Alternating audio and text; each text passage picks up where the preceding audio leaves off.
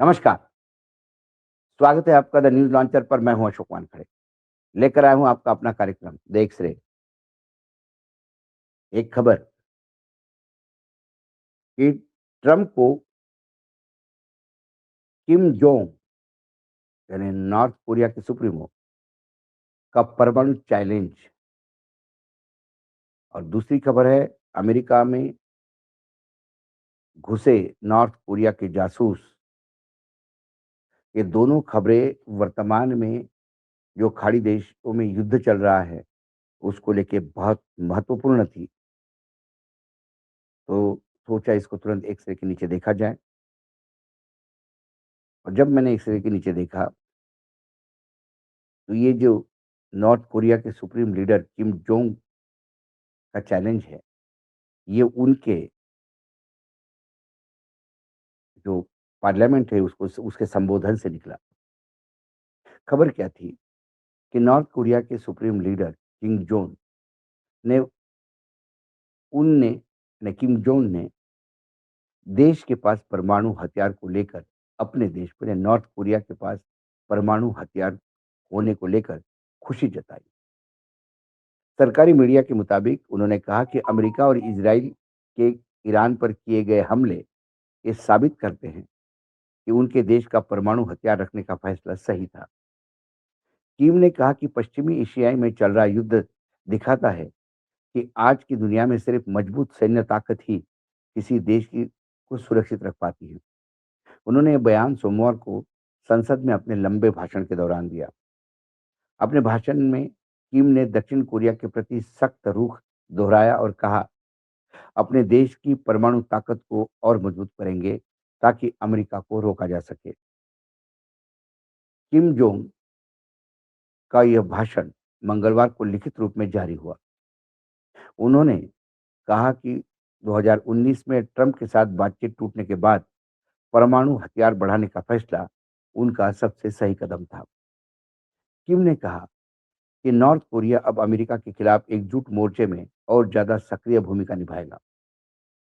हालांकि उन्होंने ट्रंप का नाम सीधे नहीं लिया, लेकिन ये जरूर कहा कि उनके विरोधी टकराव चाहते हैं या शांति, यह उन पर निर्भर करता है। उन्होंने कहा कि नॉर्थ कोरिया हर स्थिति के लिए तैयार है। किम ने देश को आत्मनिर्भर अर्थव्यवस्था बनाने, ज्यादा परमाणु हथियार और उन्हें ले जाने वाली मिसाइल बनाने पर जोर दिया। किम ने यह भी कहा कि परमाणु हथियारों की वजह से नॉर्थ कोरिया अब ज्यादा सुरक्षित है और इसी वजह से वह अपने संसाधनों का इस्तेमाल आर्थिक विकास के लिए भी कर पा रहे हैं। अमेरिका दुनिया भर में जो आक्रामक कदम उठा रहा है, उससे साफ होता है कि उनका परमाणु हथियार बढ़ाने का फैसला गलत नहीं था। ये उस भाषण के कुछ अंश हैं। दूसरा पॉइंट, आज की स्थिति साफ दिखाती है कि दुश्मनों की बात में न आकर परमाणु हथियार सुरक्षित रखने का फैसला सही था। तीसरा एक मेजर हाइलाइटर जो था, वो नॉर्थ कोरिया को अब कोई खतरा नहीं है। ज़रूरत पड़े तो हम दूसरे देशों के लिए खतरा बन सकते हैं। बहुत बड़ी बात कही। और चौथा था, किसी देश की प्रतिष्ठा, हित और जीत सिर्फ सबसे मजबूत ताकत से ही तय होती है। हमें अपने देश को एक परमाणु शक्ति के रूप में और मजबूत करते रहेंगे। साउथ कोरिया को लेकर उन्होंने कहा था, हम उसे सबसे बड़ा दुश्मन मानेंगे और पूरी तरह से नज़रअंदाज करेंगे। अगर साउथ कोरिया कोई भी कदम उठाता है, तो उनके देश को नुकसान पहुंचाता है, तो उसे कड़ी सजा दी जाएगी। कई दशकों से अमेरिका और उसके सहयोगी देश प्रतिबंध और बातचीत के जरिए नॉर्थ कोरिया को परमाणु कार्यक्रम छोड़ने के लिए मनाने की कोशिश करते रहे, लेकिन अब तक सभी प्रयास असफल रहे। व्हाइट हाउस में दोबारा आने के बाद ट्रंप ने किम से फिर से बातचीत करने की इच्छा जताई। हालांकि किम ने कहा है कि बातचीत तभी हो सकती है जब अमेरिका आधिकारिक तौर पर नॉर्थ कोरिया को परमाणु शक्ति के रूप में मान्यता दे। नॉर्थ कोरिया लंबे समय से ये कहता आ रहा है कि अगर लीबिया के गद्दाफी और इराक के सद्दाम हुसैन के पास परमाणु हथियार होते, तो उनका अंत इस तरह नहीं होता। अमेरिका और नॉर्थ कोरिया के बीच परमाणु कार्यक्रम को छोड़ के 2018 में भी बातचीत शुरू हुई। जून 2018 में सिंगापुर में पहली बार ट्रंप और किम जोंग की ऐतिहासिक मुलाकात हुई थी। इसके बाद फरवरी 2019 में वियतनाम के हनोई में दूसरी बैठक हुई। लेकिन यही बातचीत टूट गई क्योंकि दोनों पक्ष शर्तों पर सहमत नहीं हो पाए। इसके बाद नॉर्थ कोरिया ने कहा था कि अमेरिका पर भरोसा नहीं किया जा सकता और सुरक्षा के लिए उसने अपनी सैन्य ताकत बढ़ानी होगी। इसी सोच के तहत उसने अपने परमाणु हथियार और मिसाइल कार्यक्रम को आगे बढ़ाने का फैसला किया। नॉर्थ कोरिया का मानना है कि मजबूत परमाणु क्षमता ही उसको बाहरी हमलों से बचाती है। इसके बाद नॉर्थ कोरिया ने धीरे-धीरे अपनी पुरानी रणनीति पर वापस शुरू कर दी। अपनी मिसाइलें टेस्टिंग बढ़ा दी, अपने परमाणु कार्यक्रम को आगे बढ़ाने लगा। कई बार लंबी दूरी की बैलिस्टिक मिसाइल का भी परीक्षण किया। फिलहाल नॉर्थ कोरिया के पास कुल कितने मिसाइल है, इसका सटीक आंकड़ा सार्वजनिक नहीं है। लेकिन एक्सपर्ट्स का अनुमान है कि नॉर्थ कोरिया के पास सैकड़ों बैलिस्टिक मिसाइल है, जिसमें शॉर्ट रेंज, मीडियम रेंज और लंबी दूरी आईसीबीएम की मिसाइलें शामिल हैं। आईसीबीएम यानी लंबी दूरी की मिसाइलें ऐसी है जो अमेरिका तक पहुंचने की क्षमता रखती है। इंटर कॉन्टिनेंटल बैलिस्टिक मिसाइल जिसको बोलते हैं। नॉर्थ कोरिया ने हॉसोंग 15, हॉसोंग 17 और हॉसोंग 18 जैसी मिसाइलें की टेस्टिंग की। इन मिसाइलों की रेंज 10 से 15,000 किलोमीटर तक मानी जाती है। इसका मतलब ये है कि अमेरिका के बड़े हिस्से तक पहुंच सकती है। कुछ रिपोर्ट्स का मानना है कि नॉर्थ कोरिया के पास अब 50 से 100 के आसपास परमाणु हथियार ले जाने में सक्षम मिसाइलें हो सकती है, लेकिन यह आंकड़ा अभी पक्का नहीं। ये जो खबर है, ये खबर इस बात को कन्फर्म करती है और जो उन्होंने किम जोंग ने कहा वो कुछ हद तक सही भी है। क्योंकि परमाणु ताकत के नाम से कई जगह अमेरिका भी सोचता है कि आप हाथ डालें न डालें। लेकिन एक गूगल की रिपोर्ट आई और जो गूगल की रिपोर्ट है, उसने अमेरिका में हड़कंप मचा दिया। क्या थी गूगल की रिपोर्ट? किम जोंग उनके जासूस अमेरिका और यूरोप के देशों में डिफेंस सेक्टर से जुड़ी कंपनियों में आईटी इंजीनियर के तौर पर रिमोट जॉब के जरिए पेट बना चुके हैं। उत्तर कोरियाई जासूस जॉब सीकर बनकर दूसरे देशों में नौकरी खोज रहे हैं और आईटी इंजीनियर बनकर सुरक्षा के संबंधित डेटा चुरा रहे हैं। इन दिनों नॉर्थ कोरिया पश्चिम रक्षा कंपनियों के लिए बड़ा साइबर खतरा बनकर उभरा है। डेली स्टार के रिपोर्ट के मुताबिक गूगल की एक नई रिपोर्ट में चेतावनी दी गई है कि नॉर्थ कोरिया के हैकर फर्जी नौकरी के प्रपोजल का इस्तेमाल करके कंपनियों में घुसपैठ करते हैं। एक खुफिया रिपोर्ट में चेतावनी दी गई है कि उत्तर कोरियाई जासूस पश्चिमी कंपनियों में नौकरी पाने और संवेदनशील डेटा चुराने के लिए आईटी कर्मचारियों की नौकरी की तलाश कर रहे हैं। आशंका है कि चोरी की गई फर्जी पहचान का इस्तेमाल करके किंग जोंग उनके ये जासूस अमेरिका की 100 से अधिक कंपनियों में काम पे लगे हैं।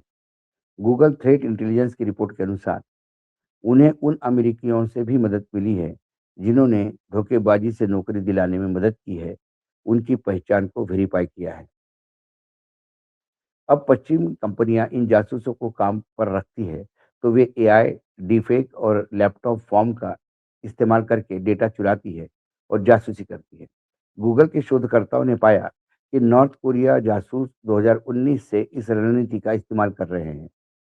Beyond the battlefield threat to defense industries base शीर्षक वाली यह रिपोर्ट ग्लोबल डिफेंस कॉन्ट्रैक्टर और सप्लाई चेन को टारगेट करने वाले नॉर्थ कोरिया के साइबर अभियान कैंपेन को खतरे की ओर इशारा करती है। गूगल की रिपोर्ट में कहा गया है कि 2019 से Democratic People's Republican of Korea DPRK से खतरा पारंपरिक नेटवर्क घुसपैठ के अलावा आईटी कर्मचारियों के माध्यम से इंटरनल घुसपैठ के तौर पर भी बढ़ना शुरू हो गया है। रक्षा संबंधी संगठनों ने आईटी कर्मचारियों द्वारा नौकरी के लिए आवेदन करने के साक्ष्य भी देखे हैं। गूगल ने बताया कि अमेरिका न्याय विभाग ने जून 2025 में एक कैंपेन शुरू किया था जिसमें 16 राज्यों में स्थित 29 संदिग्ध लैपटॉप फर्मों की तलाशी ली गई। इस अभियान के परिणाम स्वरूप एक अमेरिकी दलाल को गिरफ्तार कर लिया। 8 अंतर्राष्ट्रीय दलालों के खिलाफ अभियोग दायर किया गया। अभियोग के अनुसार आरोपियों ने 500 फॉर्च्यून कंपनियों सहित 100 से अधिक अमेरिकी कंपनियों में सफलतापूर्वक आउटसोर्स नौकरियां प्राप्त की थी। एक मामले में आईटी कर्मचारी ने कथित तौर पर कैलिफोर्निया स्थित एक रक्षा ठेकेदार से संवेदनशील डेटा चुरा लिया, जो एआई तकनीक को विकसित कर रहा था।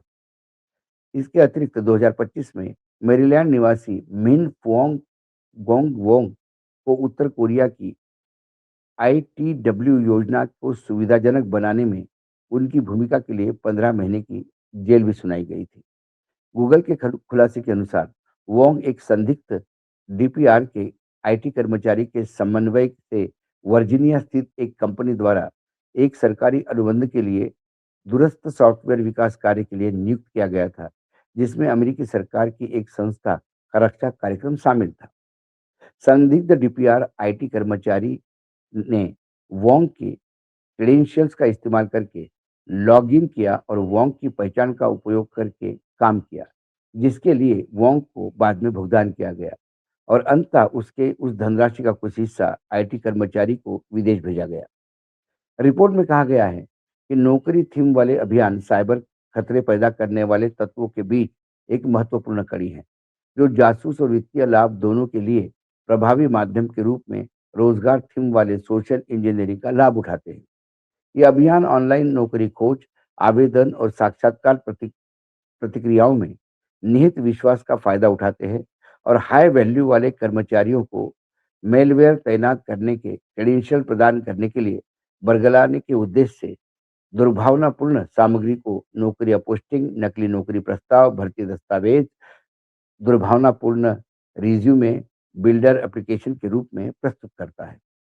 दक्षिण कोरिया की प्रमुख खुफिया एजेंसी राष्ट्रीय खुफिया सेवा यानी एनआईएस ने भी रिपोर्ट दी है कि उत्तर कोरिया हथियारों में इस्तेमाल होने वाले अपने सेमीकंडक्टर बनाने के लिए आईटी इंफॉर्मेशन चुराने की कोशिश करता है। एक अन्य कोरियाई समूह एपीटी 43 को जर्मन और अमेरिकी रक्षा कंपनियों जैसे दिखने वाले फर्जी वेबसाइट बनाने के लिए आरोप में पकड़ा गया है। गूगल के अनुसार ये साइटें लोगों को धोखा देकर उनके पासवर्ड, अन्य संवेदनशील जानकारी हासिल करने के लिए बनाई गई है। इस समूह ने पीड़ितों को लुभाने और थिंक वेव नामक जासूसी सॉफ्टवेयर को इंस्टॉल करने के लिए नकली नौकरी के विज्ञापनों का भी इस्तेमाल किया है। ये गूगल की रिपोर्ट आई ओपनर है पूरे यूरोप के लिए, पूरे विश्व के लिए। ये जासूसी कहाँ तक जा सकती है। एक तरफ सीधा परमाणु हथियारों से लैस इंटरकॉन्टिनेंटल बैलिस्टिक मिसाइल, जो इन परमाणु वॉरहेड को डिलीवर करने की ताकत रखते हैं। उस ताकत को एक बार फिर से पार्लियामेंट में उजागर कर किम जोंग ने अमेरिका को चेतावनी दी है कि आप खाड़ी देशों में आए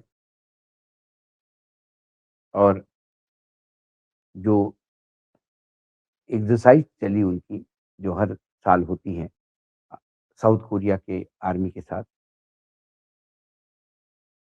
उसको लेके सीधी धमकी और गूगल की रिपोर्ट, इन दोनों ने यूरोप और अमेरिका के रक्षा क्षेत्र में काम करने वाले कई कंपनियों के माथे पे पसीना लाया है। जब मैं एक्सरे से देखता हूँ, तो पता पड़ता है कि सिर्फ अमेरिका या इज़राइल या सीआईए या मोसाद ही नहीं, बाकी देशों की एजेंसियाँ भी, खुफिया एजेंसी, बहुत अंदर तक काम कर चुकी हैं। आज एक्सरे में इतना ही। कल फिर आता हूँ किसी विषय के साथ। तब तक के लिए नमस्कार, देखते रहिएगा न्यूज़ लॉन्चर।